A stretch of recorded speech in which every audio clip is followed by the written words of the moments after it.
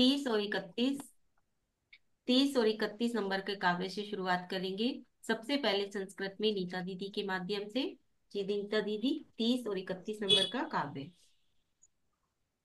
दीदी मेरी आवाज आ रही है कि क्योंकि ना रोड पर काम चल रहा है तो उसका आवाज आपको डिस्टर्ब करेगा। आ रही है, आ रही है। मेरी आवाज ठीक से आ। हाँ ठीक हाँ। है। विश्वेश्वरोऽपि जनपालक दूर्गस्थम् किंवाक्षर प्रकृतिरप्यलिपिस्त्वमीश अज्ञानव अज्ञानवत्यपि सदैव कथञ्चिदेव ज्ञानं त्वयि स्फुरति विश्वविकासहेतु प्राग्भारसंवृतनभासि रुजांशिरोषा दुःखापितानि कमठेन शतेन यानि छायापि तैस्तवना नाथ हता हताशो ग्रस्तस्त्वमीभिरयमेव परं दुरात्मा ग्रस्तस्त्वमीभिरयमेव परं दुरात्मा। अच्छे संस्कृत में उच्चारण। और आइए अब इसको समझते हैं। जो 30 नंबर का काव्य है वो असंभव कार्य साधक काव्य है। यानी कि जितने भी कठिन से कठिन कार्य, जो असंभव कार्य, जिसको ऐसा लगे करने में कि ये कार्य तो हो नहीं सकता, उस कार्य को करने में भी हमें सफलता प्रदान होती है जब हम इस काव्य की साधना करते हैं। साथ ही साथ ऐसा रोग, असाध्य रोग, जो कि या तो बहुत लंबे समय से चली आ रही बीमारी हो, या फिर बहुत लंबे समय ऐसा कोई रोग हो जो लाइलाज बीमारी जिन्हें कहा जाता है, तो उनका भी इलाज हो सकता है इस काव्य के माध्यम से। तो इसलिए बहुत इंपॉर्टेंट काव्य है, क्योंकि कठिन से कठिन और असाध्य से असाध्य रोगों का निवारण इस काव्य के द्वारा होता है। ठीक है, तो चलिए इसको संस्कृत में सबसे पहले समझेंगे।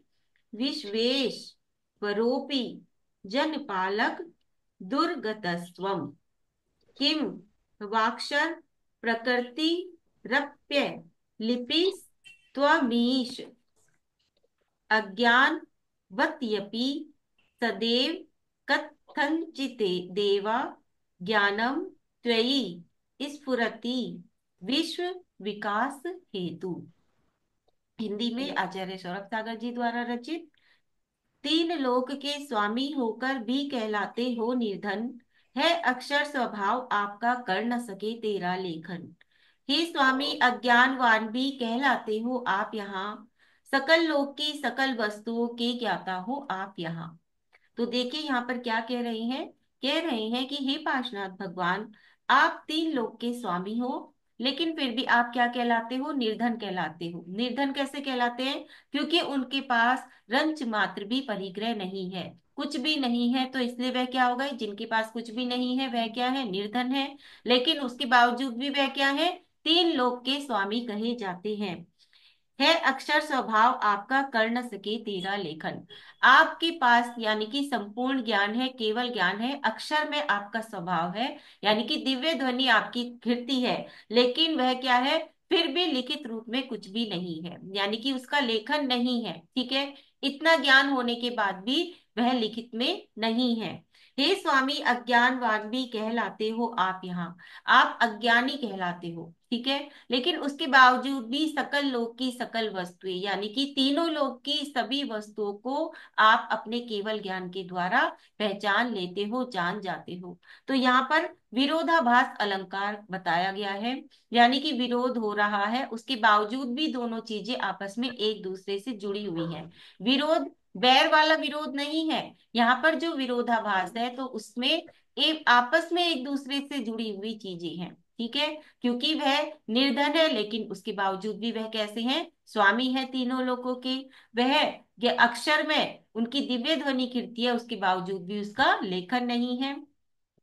और वह अज्ञानी कहलाते हैं, अज्ञानवान कहलाते हैं, लेकिन उसके बावजूद भी वह कैसे हैं? तीनों लोकों की सकल वस्तु के ज्ञाता है, यानी कि वह केवल ज्ञानी कहे जाते हैं। तो इस प्रकार से यहाँ पर उनके क्या कहते हैं, विरोधाभास को यहाँ पर दर्शाया गया है। और कह रहे हैं कि हे प्रभु, आप कठिनाई से जाने जा सकते हो, आपको जानना मतलब संभव नहीं है। क्यों? क्योंकि आप में इतना विरोधाभास है, उसके बावजूद भी आपको समझना बहुत कठिन है। और आप अविनश्वर स्वभाव वाले होकर भी आप आकार रहित हो, यानी कि निराकार हो, और अज्ञानी मनुष्यों की रक्षा करने वाले हो। और सदा आपका जो केवल ज्ञान है वह कैसा रहता है? वह प्रकाशित रहता है।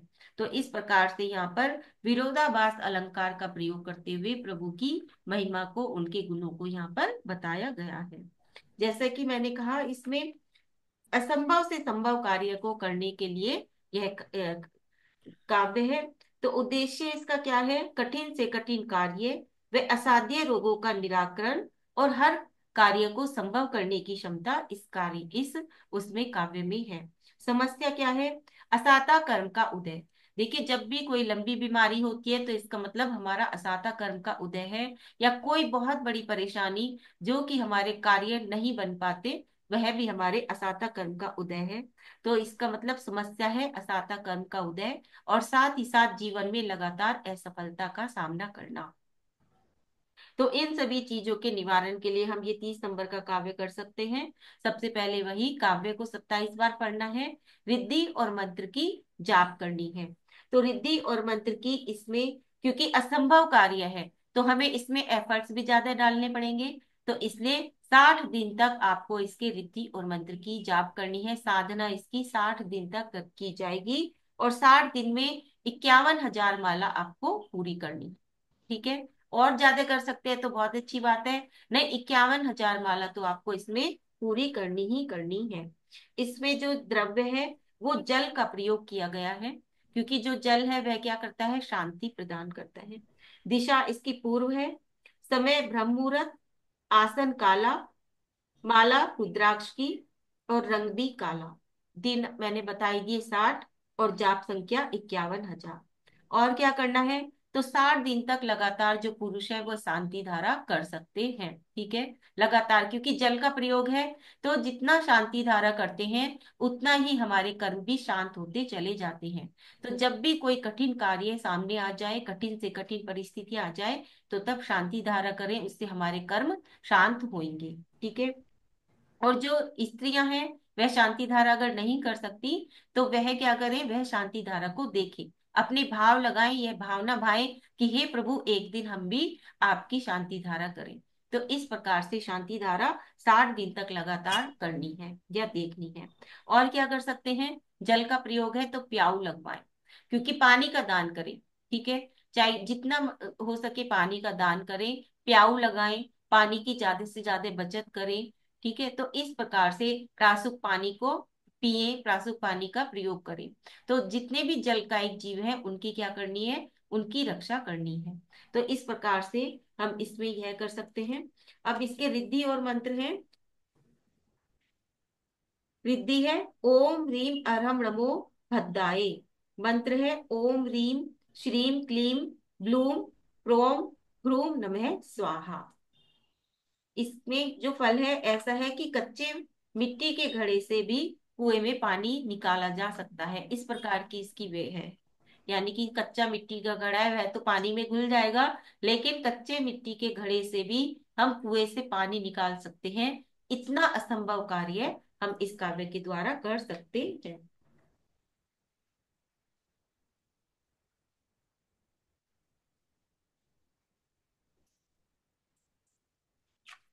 असाध्य बीमारियों के लिए लिख लीजिए। उसमें हम क्या कर सकते हैं?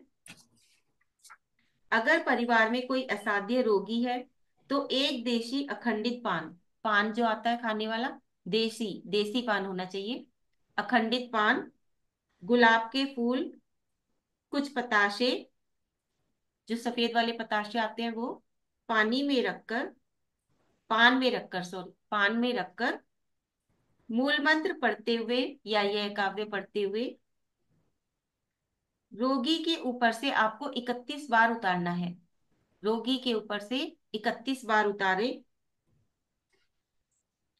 और बिना किसी के टोके चौराहे पर रख दे। इससे जो रोगी की स्थिति है उसमें सुधार होएगा।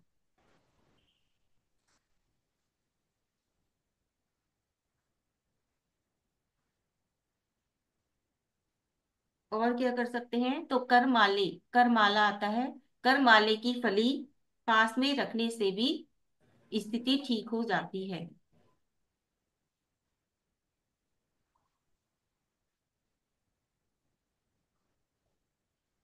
अगर दीर्घकालीन कोई रोग है तो उसमें पूरी तरह से पका हुआ सीताफल, सीताफल जो आता है, पूरी तरह से पका हुआ सीताफल लेकर उसे अंदर से खोखला कर ले।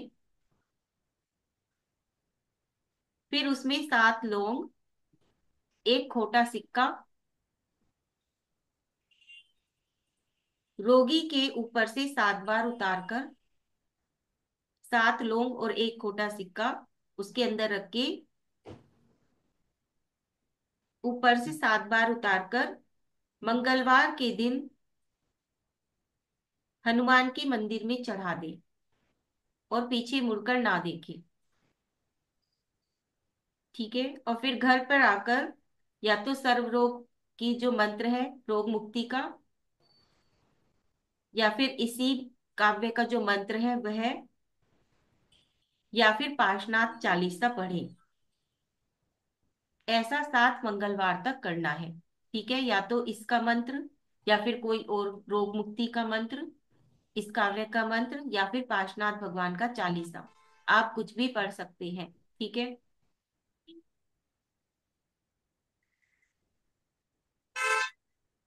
और क्या कर सकते हैं, यदि रोग जाने का नाम नहीं ले रहा, मान लीजिए कोई रोग हो गया है और वो जाने का नाम नहीं ले रहा, जैसे म्यादी बुखार वगैरह काफी काफी समय तक चल जाते हैं, कई कई महीने बीमारी हो जाती है, उसके लिए रोगी के वजन के बराबर कोयला, रोगी के वजन के बराबर कोयला पानी में बहाएं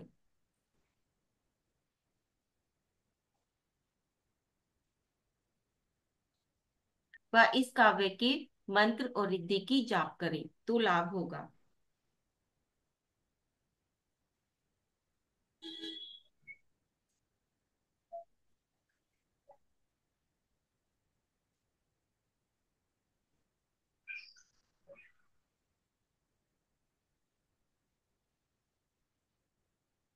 ठीक है, एक और लिख लीजिए। शनिवार को थोड़े से जौ के दाने, शनिवार के दिन थोड़े से जौ के दाने, एक मुट्ठी काले उड़द, एक मुट्ठी काले तिल, इनको पीसकर आटा बना ले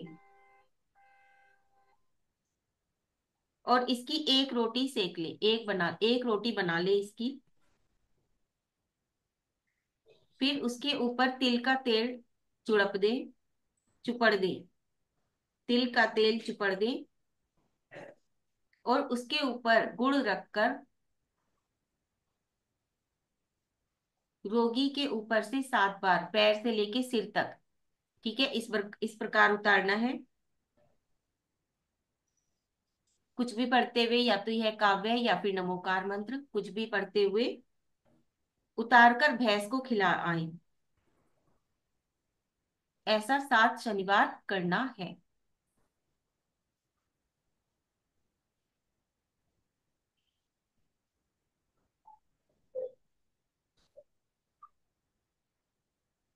ठीक है, तो कठिन से कठिन कार्य के लिए तो शांति धारा हो गई, जब अगर आपके कोई भी काम नहीं बन रहे हैं तो वह शांति धारा हो गई, और असाध्य रोगों के लिए ये सारे सारे आप कार्य कर सकते हैं। ठीक है, असाता कर्म का उदय आया है तब भी हम शांति धारा के द्वारा और इस प्रकार से यह सारी चीजों के द्वारा हम उसे दूर कर सकते हैं।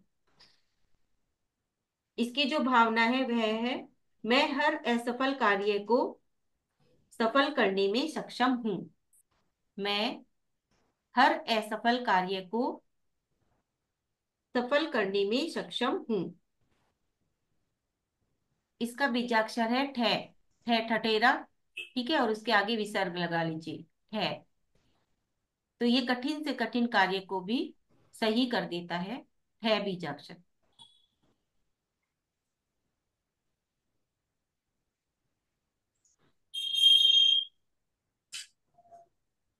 उसके बाद है 31 नंबर का काव्य, जो शुभ अशुभ प्रश्न दर्शक है। शुभ अशुभ प्रश्न दर्शक यानी कि हमें पहले से ही पता चल जाना कि क्या होने वाला है, ठीक है। कि यानी कि हमें चीजें, जैसे बहुत से लोगों को चीजें दिखने लग जाती हैं, पहले से ही उनको पता चल जाता है कि क्या होने वाला है, यानी कि उनकी इंट्यूशन या फिर गट फीलिंग जिसे भी कहते हैं, इस प्रकार से उन सब चीजों के लिए ये काव्य है। तो सबसे पहले संस्कृत में देखेंगे। प्राग भार संभृत नभांसी रजांसी रोषा दुत्थापितानि कमठेन शठेन यानि छायापि तस तव न नाथ हता हताशो ग्रस तस त्वमी भीर्ये भीर्यमेव परम दुरात्मा। ठीक है। अब हिंदी में। पूर्ण रूप से नभ मंडल को व्याप्त किया किया था धूल गिरा, पूर्व बैर के कारण प्रभु पर दुष्ट कमट उपसर्ग किया। फिर भी पारस स्वामी तेरा छाया तक ना नष्ट किया, किंतु विफल हो हताश वह कर्म पाशु से ग्रस्त हुआ। तो यहाँ पर कह रही हैं कि जब कमठ ने उपसर्ग किया था पार्शनाथ भगवान के ऊपर, तो तब क्या उसने क्या क्या किया। तो उसने इतनी धूल उड़ाई, इतनी मिट्टी उड़ाई, यानी कि उससे जो पूरा का पूरा नभ मंडल था वह व्याप्त हो गया था उस धूल से। लेकिन किसके कारण? पूर्व बैर के कारण, क्योंकि वह पूर्व 10 दिन से बैर रख रहा था। और इस कारण से जब उसने देखा नीचे पार्शनाथ भगवान साधना कर रहे हैं, तो तब उसने ऊपर अपने बैर के कारण क्या किया, इतनी उनके ऊपर धूल मिट्टी गिराई। लेकिन कह रहे हैं कि वह पारस स्वामी, हे पार्शनाथ भगवान, वह कमठ आपका कुछ भी नहीं बिगाड़ सका, यानी कि वह धूल मिट्टी आपकी छाया तक को नहीं छू सकी। फिर आपके ऊपर तो गिरने की बात ही अलग है। बल्कि और क्या हुआ, उल्टा हुआ। वह जो कमठ था जिसने उस बैर के कारण वह धूल मिट्टी गिराई थी, वह पानी पत्थर ओले आदि बरसाए थे, वह खुद ही उसमें जकड़ गया। वह खुद ही उसके अंदर आ गया। कैसे? पाप कर्मों के कारण, यानी कि उसने अपने पाप कर्मों का और अधिक बंध कर लिया। वह जो धूल थी, वह कर्म रूपी धूल उसके खुद की ही आत्मा के साथ और ज्यादा जाकर चिपक गई, यानी उसने अपने कर्मों का और ज्यादा आश्रव कर लिया। ठीक है। तो इसलिए कभी भी हमें क्या नहीं करना चाहिए, किसी से भी बैर विरोध नहीं करना चाहिए, जलन नहीं करनी चाहिए, ईर्ष्या नहीं करनी चाहिए। क्योंकि उससे सामने वाले का नुकसान नहीं होता, उससे हमारा स्वयं का ही नुकसान होता है, और हमारे ही कर्म बनते हैं, हमारे ही कर्मों का आश्रव होता है। ठीक है। तो इस प्रकार से यही भावना इसमें बताई जा रही है। अब ये वाला जो काव्य है, ये जैसा कि मैंने बताया शुभ अशुभ प्रश्न दर्शक है। इससे क्या होता है, ज्ञान की सिद्धि होती है इस काव्य की साधना करने से। और साथ ही साथ अंतर ज्ञान का विकास होता है। हमारा जो अंतर ज्ञान है, हमारे जो मन का ज्ञान है, यानी कि किसी भी बात को आप सुने और उससे आपके अंदर से एक आवाज आए, तो वो क्या होता है, वो होता है हमारा अंतर ज्ञान। यानी कि आपकी गट फीलिंग्स बता रही है कि नहीं, ऐसे नहीं, ऐसे होना है। ठीक है। तो ये बहुत कम लोगों में होता है कि अंदर की हमारी गट फीलिंग्स, या फिर होता है सभी में लेकिन हम उसे सुन नहीं पाते या समझ नहीं पाते, या किसी किसी की बहुत ज्यादा होती है। ठीक है। तो ये इस इंट्यूशन पावर को भी दिखाते हैं कि हमारी जो इंट्यूशन पावर है। तो इन सब चीजों के लिए हम ये काव्य कर सकते हैं। साथ ही साथ जिनकी स्मरण शक्ति कमजोर होती है, ठीक है, जिनकी स्मरण शक्ति कमजोर है उनके लिए, ज्ञान में कमी है उनके लिए, सिर दर्द और दिमागी रोग, सिर दर्द और दिमागी रोग जिनको होते हैं, उन सब के लिए ये काव्य महत्वपूर्ण है। साधना कैसे करनी है? रिद्धि सबसे पहले काव्य, उसके बाद रिद्धि और मंत्र। 23 दिन तक 23,000 जाप आपको इसकी पूरी करनी है। ठीक है। 23 दिन तक 23,000 जाप, नैवेद्य का प्रयोग करते हुए। द्रव्य इसमें क्या रहेगा? नैवेद्य रहेगा। दिशा पूर्व, समय ब्रह्म मुहूर्त, आसन सफेद, माला स्फटिक मणि की, रंग भी सफेद। 23 दिन 23,000 जाप। इसका जो बीजाक्षर है वो श्रूम बीजाक्षर है। शय से श्रीमती वाला श्रेय और उसके ऊपर ऊ की मात्रा और बिंदी। श्रूम बीजाक्षर जो बुद्धि के विकास के लिए है। ठाठ है इस तरह से। ठीक है। ठीक है। बुद्धि के विकास के लिए हम और जाप भी कर सकते हैं। आप सभी को मालूम है, भक्तांबर जी में भी बताई गई थी वो रिद्धियां जो बुद्धि के विकास के लिए। ओम नमो कुट बुद्धीनम, ठीक है। ओम नमो कुट बुद्धीनम छठे नंबर की जो रिद्धि है, इससे क्या होता है, हमारी स्मरण शक्ति तेज होती है ओम नमो कुट बुद्धीनम से। बच्चों के लिए बता रही हूँ मैं, जो बच्चे जिनकी स्मरण शक्ति कमजोर है या जो अपनी बुद्धि का विकास करना चाहते हैं, विस्तार करना चाहते हैं, उनके लिए है ओम नमो बीज बुद्धिड़म। जो अपनी बुद्धि का विस्तार करना चाहते हैं उनके लिए है ओम नमो बीज बुद्धिड़म। और जो कवि कविता करना चाहते हैं, पंडित बनना चाहते हैं, मतलब बहुत ज्यादा उस चीज में मास्टर होना चाहते हैं, उसके लिए है ओम नमो संयम बुद्धाड़म। ठीक है, तो ये तीन जो है ये अवधि ज्ञान की रिद्धियां हैं। तो इन तीन रिद्धियों के द्वारा हम क्या कर सकते हैं, इनके द्वारा हम अपनी बुद्धि का विस्तार कर सकते हैं।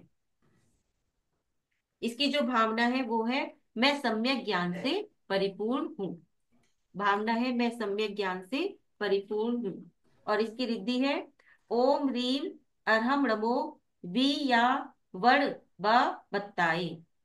मंत्र है ओम नमो भगवती चक्रधारिणी भ्राम्य भ्राम्य मम शुभा शुभम दृश्य दृश्य स्वाहा।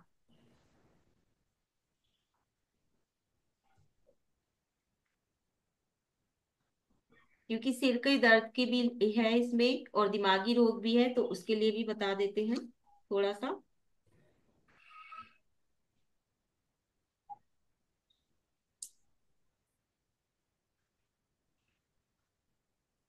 सिर दर्द के लिए जामुन के पत्ते का रस सिर दर्द में अचूक दवा है। जामुन के पत्तों का रस लगाने से सिर का दर्द ठीक होता है।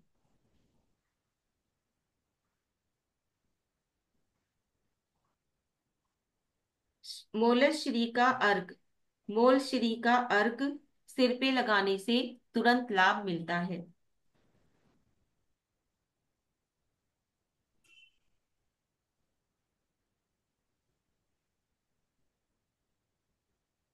आधे सिर का दर्द जिसमें हो, आधे सिर के दर्द के लिए लिख लीजिए सफेद चंदन को काटकर उसमें गूगल की धूप देकर भुजा में बांधने से आधा सिर का दर्द दूर होता है। सफेद चंदन को काटकर उसमें गूगल की धूप देकर अपनी भुजा में बांध ले, उससे आधे सिर का दर्द दूर होता है। गाय के घी में सोरा मिलाकर सूंघने से भी आधे सिर का दर्द दूर होता है। गाय के घी में सोरा मिलाकर सूंघने से आधे सिर का दर्द दूर होता है।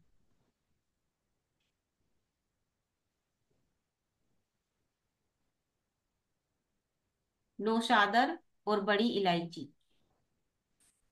के छिलके, इनके छिलके लेने हैं, नौशादर और बड़ी इलायची के छिलके।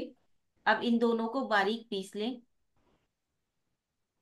फिर जिस तरफ भी दर्द है, ठीक है, मान लीजिए राइट साइड में दर्द है, तो राइट नाक के छिद्र में उसको सूंघे। छिद्र के पास ले जाकर नाक के उसे सूंघे तो उस तरफ का दर्द दूर हो जाता है। जिस तरफ भी दर्द हो उसी तरफ की नाक के छिद्र में उसको सूंघे उस पाउडर को, तो उससे आधे सिर का दर्द दूर हो जाता है।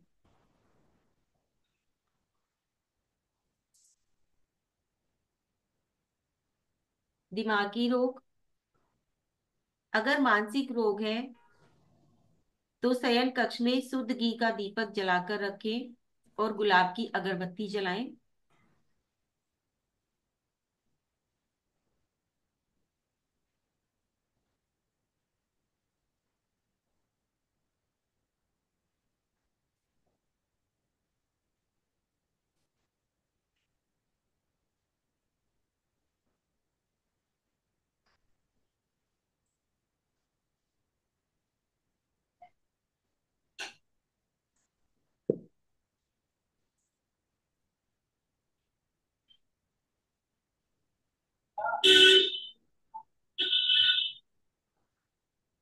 अगर किसी भी प्रकार का कष्ट है मानसिक रूप से, तो पलंग के नीचे तांबे के बर्तन में पानी भरकर रखें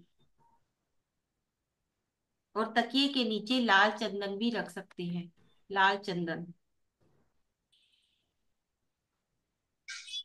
और अगर ज्यादा ही दिमागी रोग है, मतलब ज्यादा ही कष्ट हो रहा है, तो तकिए के नीचे हल्दी की 5 गांठें रखकर सोना चाहिए।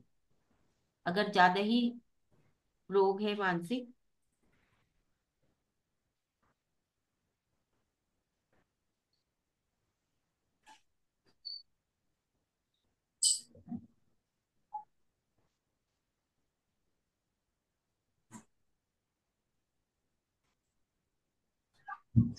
ठीक है, तो इस प्रकार से आज ही हमारे 30 और 31 दो काव्य और हो जाते हैं।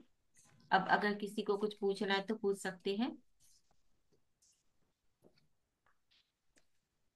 न कभी न दुखाऊं किसी का, कषाय का हो मेरा त्याग। त्रस स्थावर जीवों की विराधना से मैंने जो पाप किया, प्रमाद वश अपने नियमों में दोष मैंने जो भी किया।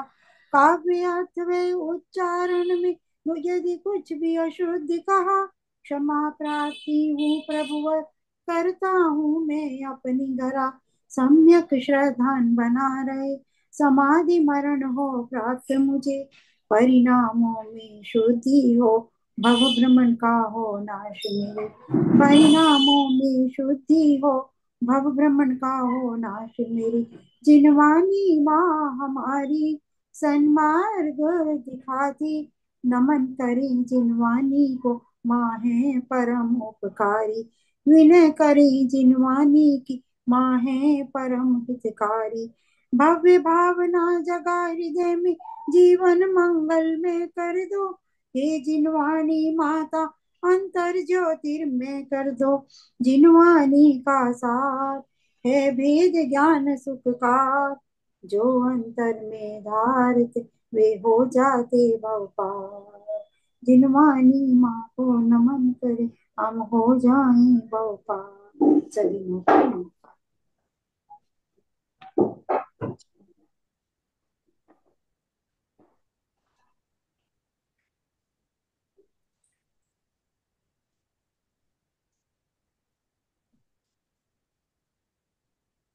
जिन्हें सभी को जय